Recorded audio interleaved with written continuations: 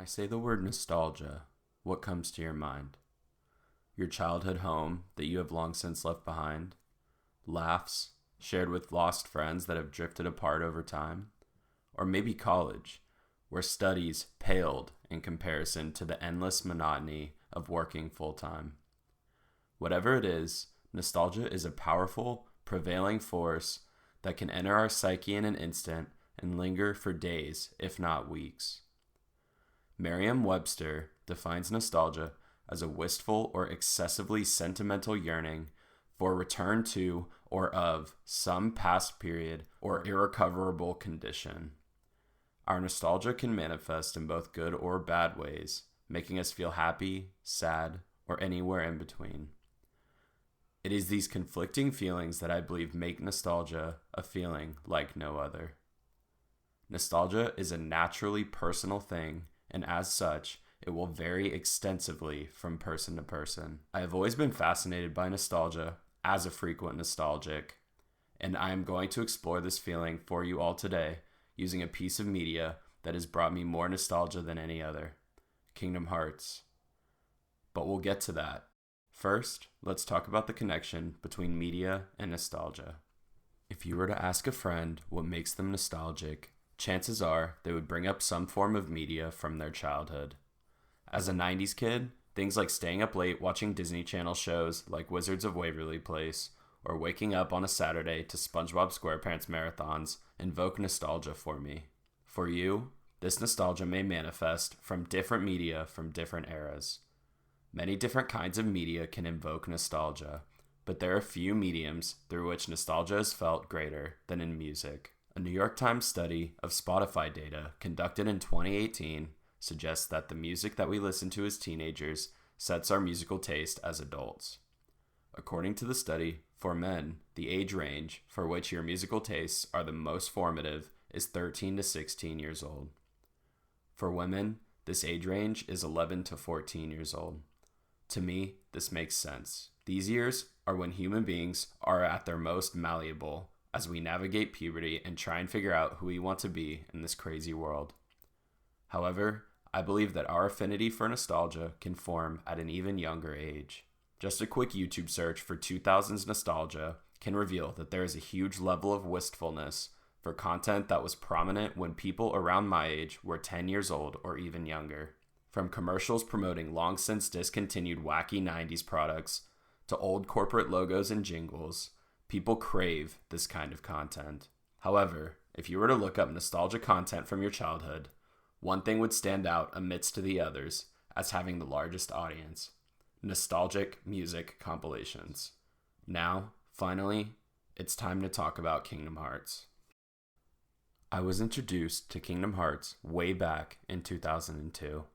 Like many younger Kingdom Hearts fans, the initial draw to the series was the Disney properties featured within. This is exactly what Disney and Square Enix, known at the time as Squaresoft, wanted. Come for Disney, stay for the heartwarming story and wholesome characters. In retrospect, the decision to feature all of our favorite Disney characters so prominently was absolutely genius. I am a bigger Kingdom Hearts story apologist than most, but let's be honest, the story is convoluted to say the least. I mean, really, how many different versions of Xehanort are there? The only way to get people to actually invest themselves into a series with such a crazy plot is to sprinkle in a dose of the familiar. For me, as an impressionable 5-year-old at the time, this combination was just what I needed. I was hooked. I've racked my brain over the years trying to understand why I believe this silly mashup of a series stuck with me so heavily, and I think I have finally figured it out. It is not the amazingly fluid combat, the inclusion of iconic Disney properties, or even the endearing characters. It's the music. The music of Kingdom Hearts entrenched itself in me at a young age and has stuck with me ever since. In case you have never played Kingdom Hearts, let me walk you through some of the most iconic music featured within. Before you even start the series, you are hit with one, if not the most iconic song in the entire franchise on the title screen. Dearly Beloved. Take a listen. For me, this This song brings back memories of a simpler time.